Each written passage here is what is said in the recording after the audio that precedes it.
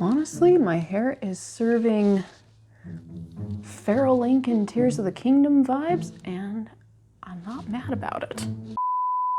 Hello, fellow weary travelers, and welcome once again to Catladonia. I am Catherine Cat, or any variation thereof, and today I'm actually going to keep it kind of short and sweet because this is it.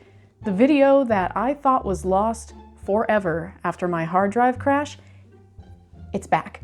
Somehow, by the grace of God, my friend Shawn was able to recover the entire edit. And using what, you might ask? A phone. That's right, he somehow brought my drive back to life by connecting it to his phone. I couldn't make this stuff up if I tried, y'all. Now, the footage is a little rough in places because this is old footage from before I had my current camera app. But anyway, all that aside, I'm going to turn you over to Past Me now, and we'll see if I can survive yet another round of sewing chaos.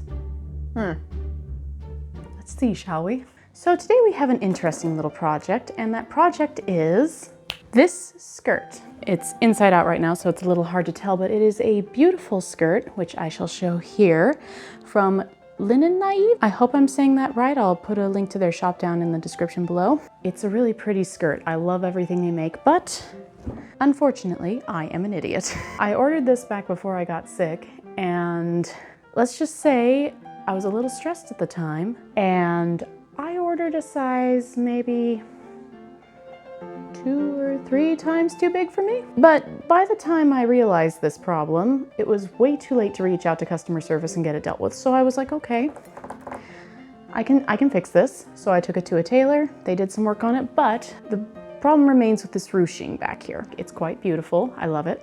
It's nice for, you know, when you kind of fluctuate between sizes a little bit, as we all do. But the problem is it's made for someone with a much larger waist than mine.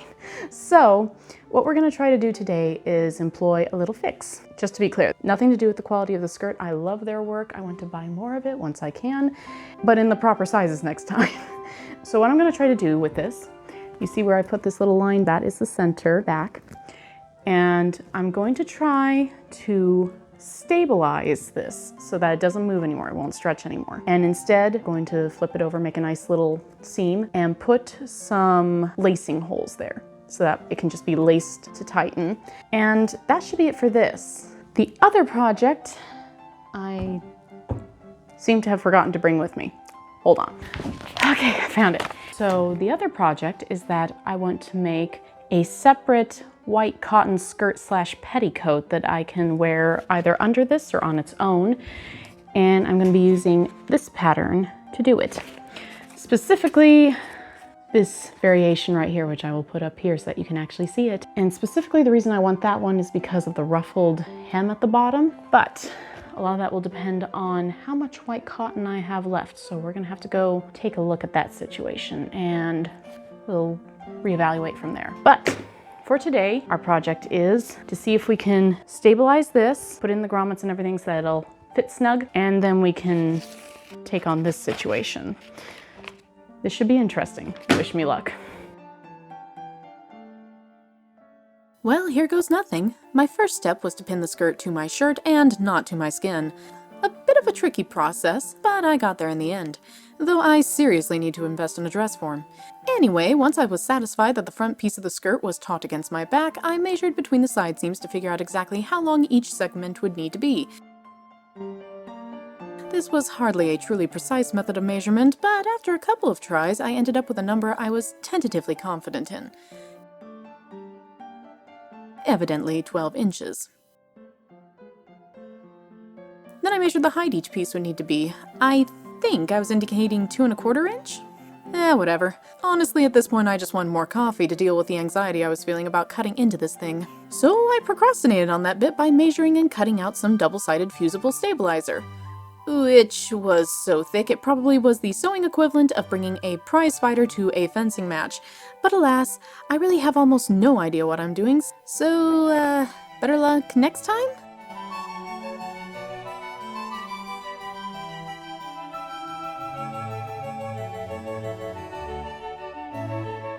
While I was at it, I cut some liner pieces out of some canvas, because obviously such atrocities must be masked as best is feasible.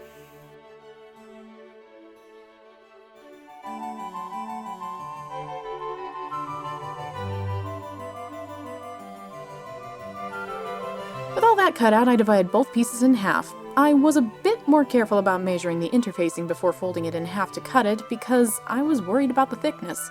But it wasn't as tricky to cut as I'd assumed it would be. With both pieces ready for takeoff, I began the questionable process of attaching the interfacing to the inside of the skirt whilst it was still affixed to my clothes. Finding it was a wee bit too tall, it was subsequently trimmed. It was also here I began to suspect my interfacing was too bulky, but as I have an incredibly one-track mind permanently set to cruise control, I just blazed ahead in order to avoid the infinite void of indecision. Once I was certain both pieces were the size I wanted, I began final placement procedures. As you can see, I fiddled with it a lot because I was so nervous about attaching the interfacing. I decided on clips instead of pins since the interfacing was so stiff. Again, a hint that it might have been just a bit too much, but I digress. I busted out pretty much every fabric clip I own in order to make things as secure as I possibly could.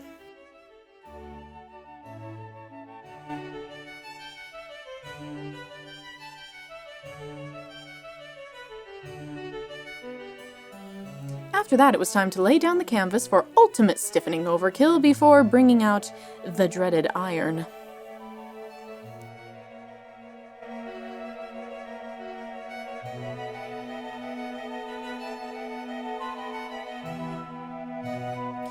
And here we go! Well, no going back now. I was quite nervous about the possibility of melting my clips, so I took my sweet fat time in ironing out this relatively narrow space. After I had an initial stick happening, I placed a damp rag over the section and continued ironing per the interfacing instructions. Why do we need to iron through a damp rag? I don't know. But I figured I shouldn't tempt fate by ignoring the instructions as written. Once I was convinced the canvas was attached, I flipped everything right side out just to be sure the adhesive was thoroughly attached on both sides. After that, it was time to finish the edges of the canvas. The method I settled on was to fold under the edge and stitch it down. At this point, my back was beginning to hurt, so I thought I'd just skip ahead.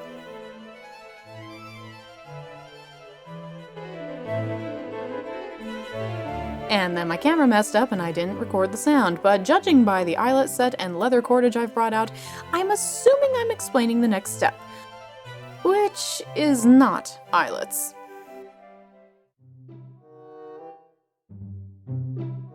1 week later. And we're back.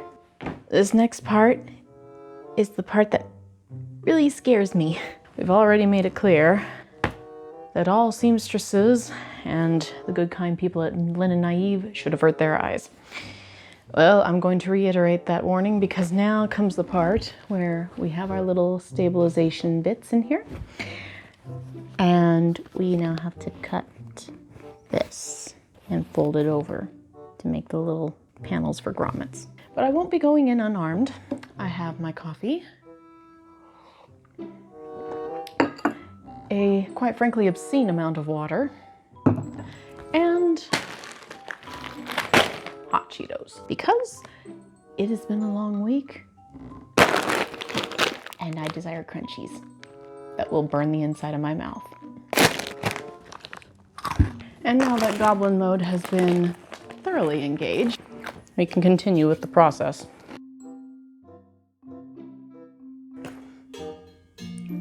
The scary part. Scary part indeed. Definitely not further avoiding the inevitable with hot Cheetos.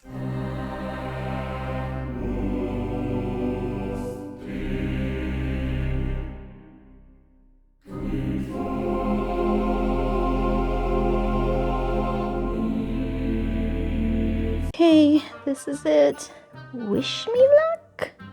Now that the initial cut is out of the way, time to fold over and sew down those edges.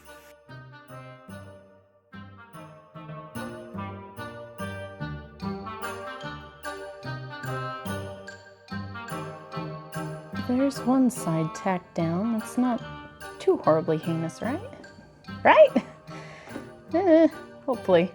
Now I gotta tack down this side and find some sort of thread in my stash that'll semi-match this so that I can kind of close this up. But first, I'll have to do a fit test to make sure that this will actually go up over my hips before sewing these. I may have to make it longer. Really hoping I don't have to, but we'll see.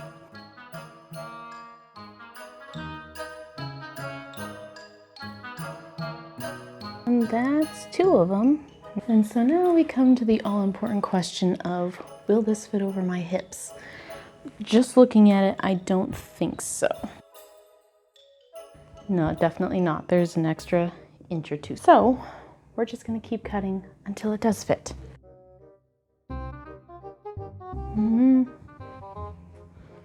Almost. We're gonna try one more. Once again, it's an almost. Hold, please.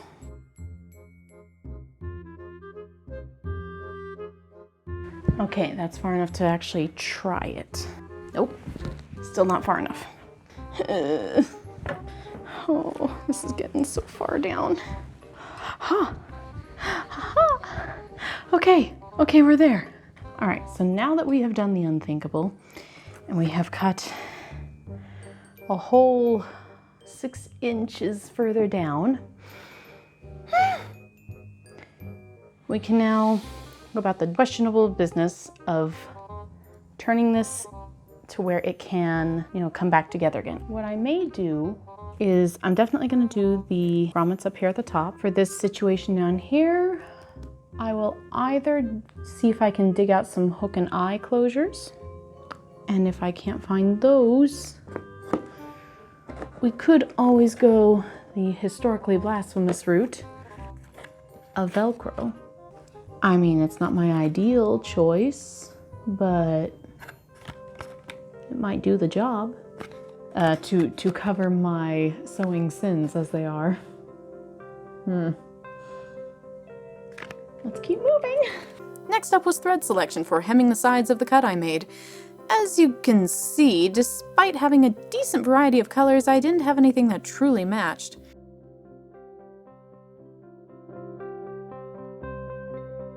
I think, against my intuition, we're gonna go with the gray, because that seems to be the least offensive in terms of color contrast. I know, it looks like a complete mismatch on camera, but trust me when I say in person, they really were the closest match. I promise. Anyway, we now return you to your regularly scheduled content. Toss all these guys back in here, and let's get to it. With coffee and Munchables, of course. In an effort to keep my seams from unraveling over time, I folded over the fabric twice before pinning it in narrow seams, trapping the loose edges inside.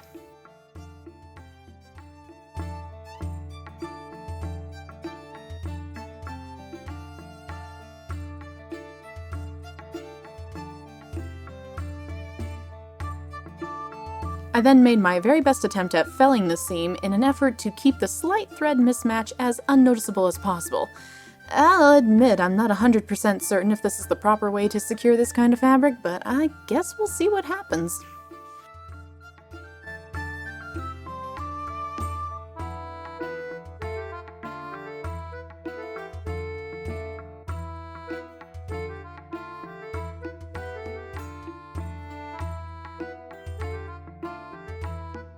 All right, so we've gotten to the end here, and and my eye bags have come out to play. But moving past the designer eye bags, I may have thought of a new solution. We've gotten right up to the end of closing up this little seam here, and I'm thinking there's a little extra fabric where I turned it over to make, a nice edge for us to put the grommets into. And I'm thinking, why don't I just detach the skirt right here, hem that as well, and then this becomes kind of a little placard to go over the other. Might work, might not, might end up looking really stupid, but maybe the hook and eye could be like all the way in here, and this could have the hook, this could have the eye, whatever, and they could just kind of, you know what I mean? It might make more sense if I just show you. Let's just show you. And so I began work on my potentially ill-advised placket. I can never remember that word for some reason. Again, just a quick double fold and felling, followed by attaching the aforementioned hook and eye.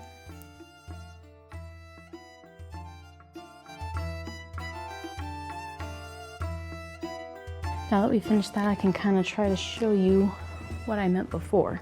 You see how we have these two pieces? They go together like this when they're laced up, right? And then this, which before would have been over here creating an opening, we just kind of, see that? Makes kind of a little built-in, I think they're called placards. Is that what you call it when you have one of those little, it's like the more polite term for a butt cover in the opening in the back here. So this way, I hopefully wouldn't have to put anything else under this except maybe a petticoat, which I was thinking of doing anyway. Now I just gotta go find a hook and eye closure and do the grommets and then figure out what we're gonna do with this situation.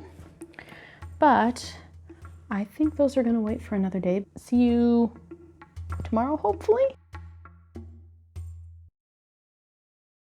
And we're back on another morning, and we only have a couple hours to do this in, so what we're gonna try to do is finish up the last of this, and then next time we'll work on the petticoat slash possibly a standalone skirt that just gets used as a petticoat sometimes. We'll see how it turns out. But anyway, order of the day, the grommets.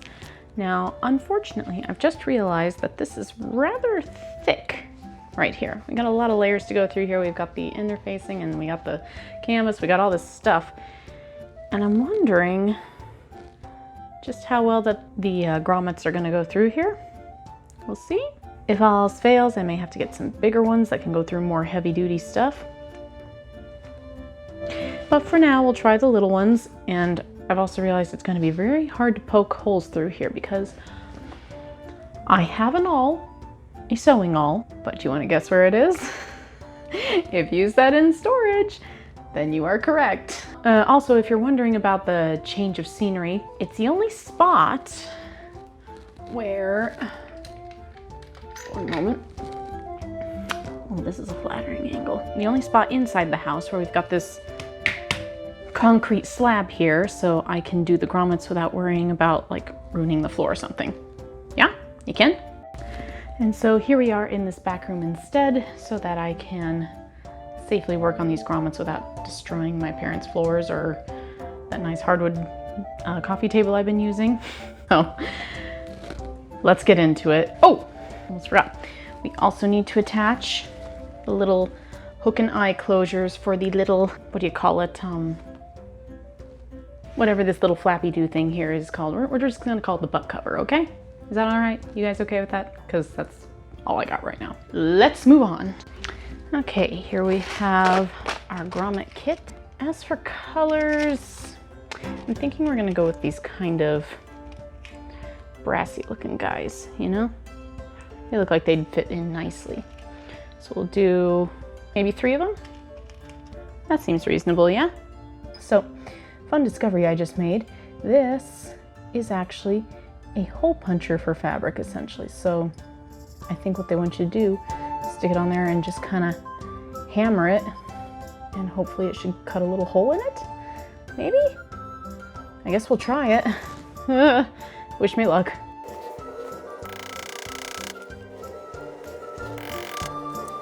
Okay, so that kind of did something.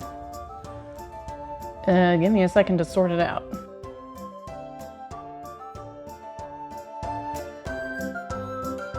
So while the original cutting does not seem to have gone entirely according to plan, it does seem that I can, in fact, kind of, well, maybe not.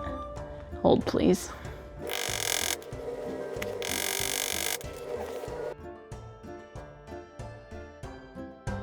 Okay, got this.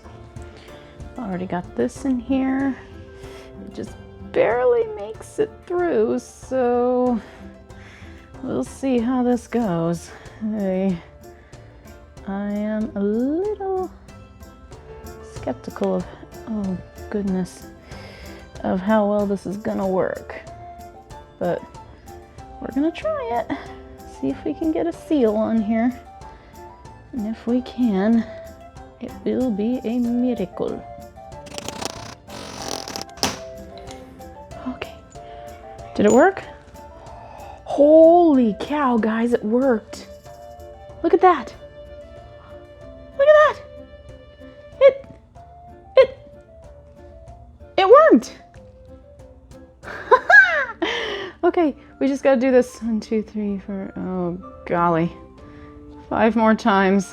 Okay, well, roll the time lapse.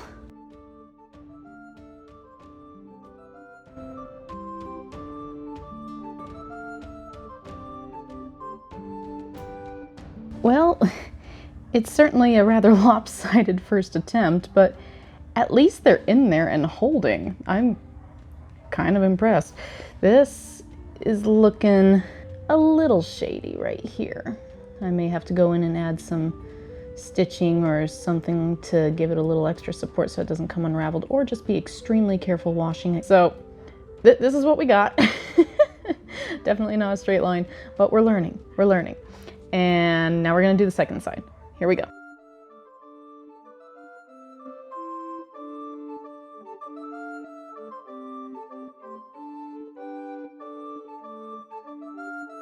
So it's done, but oh, you sewers are gonna be mad at me. Anybody who actually knows what they're doing, or the people from Linen Naive, I am so sorry. Look away, please. But here is what we've got. I kind of shredded the material. It's pretty sad, y'all. It definitely needs the Sarah McLachlan singing In the Arms of the Angels to roll over this footage. If you could, please.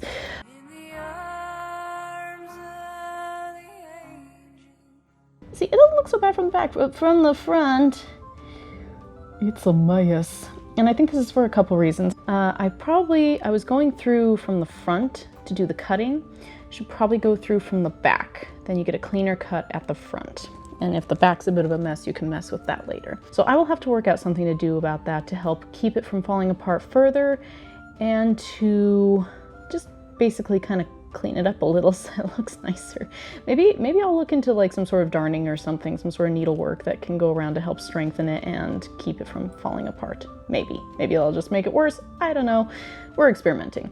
The other thing I learned is that we really don't want this many layers. You don't want something this thick to have to go through. So next time I'm going to use probably a medium interfacing rather than the le chonk interfacing. That said, now we can move on to the little butt flap sewage, and then we'll be done. All right, now put away the grommet tools and step away slowly. And out come some sewing materials. So since we're already making a Franken skirt here at this point, we're gonna go ahead and just use some black. We've got some needles. We've got the little hook and eye closures, which I pilfered from my mom's stash. Shh, don't tell her. But yeah, I think that's enough to be getting on with.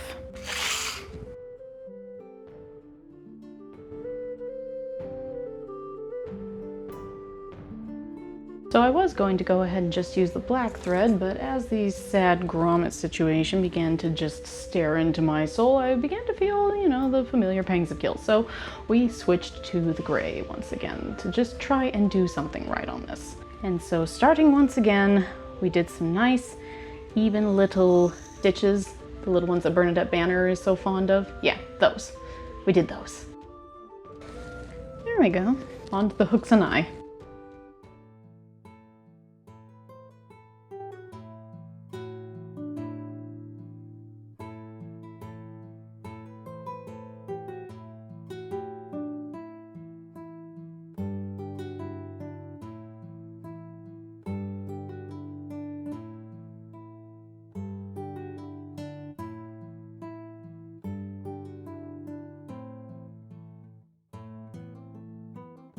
Well, now that's all attached. Now we just gotta test out the whole thing. Here goes nothing.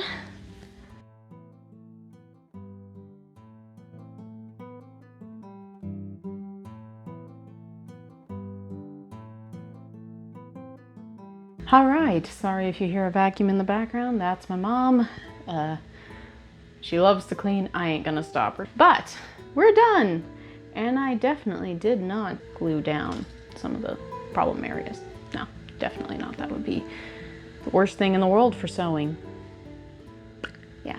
So yeah, I didn't do that at all. No.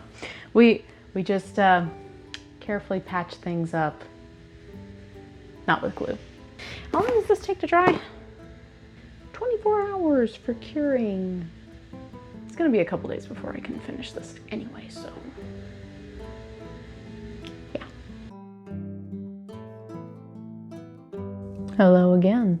We are back with the skirt and one final little detail I decided to do. Because as I said before, there are some little bits that didn't quite get properly pulled underneath the grommets. It's kind of hard to tell from where the camera is now, but believe me, they're there. And you know, I could just leave them, but they'll continue to fray over time, and I would like to do something about that, and I definitely didn't do any illicit gluing of edges or anything like that. That certainly is not a sewing sin that I would commit. Such an outright and abominable sin could land me quite easily in the YouTube sewing dungeons. And we wouldn't want that now, would we? But theoretically, if I did, that would be one thing to help hold it together, but I thought, why not use embroidery? Not any like really fancy embroidery. I'm thinking just doing like some pretty little French knot detailing around the corners. I don't think I have anything matchy, but there's a bunch of greens in here. There's gotta be something that would be complementary to this one. So we'll go search it out and then do some nice little French knot detailing around the grommets to kind of, you know, make it look intentional that there's decoration there, but also kind of, you know, make sure things don't fray and frazzle and fall apart. You can? Okay, let's go. Boom! So, slight change in plans, and about 4 hours later, we are back and now we'll do it. So if the lighting looks a little weird or anything else seems a little off, that's why. Sorry, and on we go. After a few moments spent reminding myself exactly what a French knot entails, I found a bit of thread left over from a cross-stitch pattern that I thought would go well and should be enough for what I wanted to do. Keyword here being thought, but more on that later.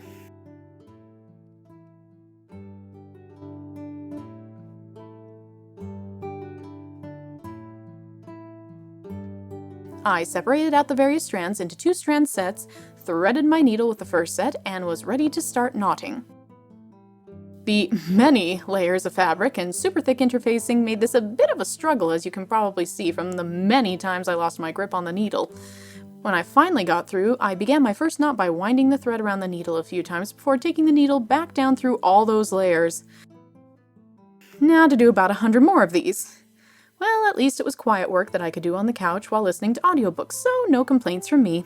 But my fingertips may be pursuing legal action.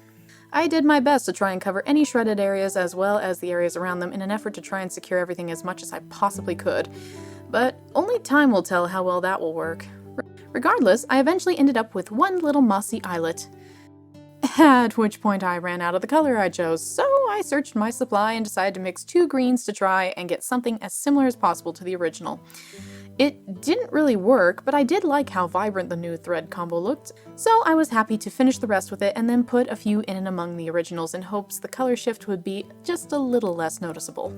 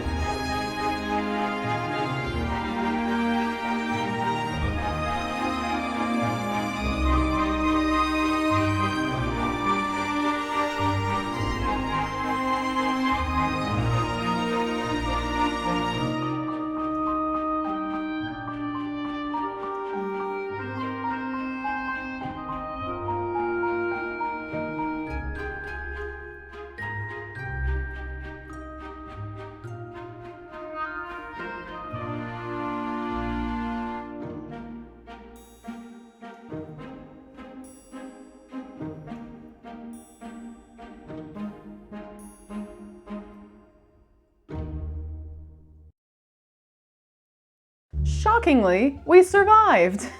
Not only that, but I am actually really happy with how this turned out, all things considered.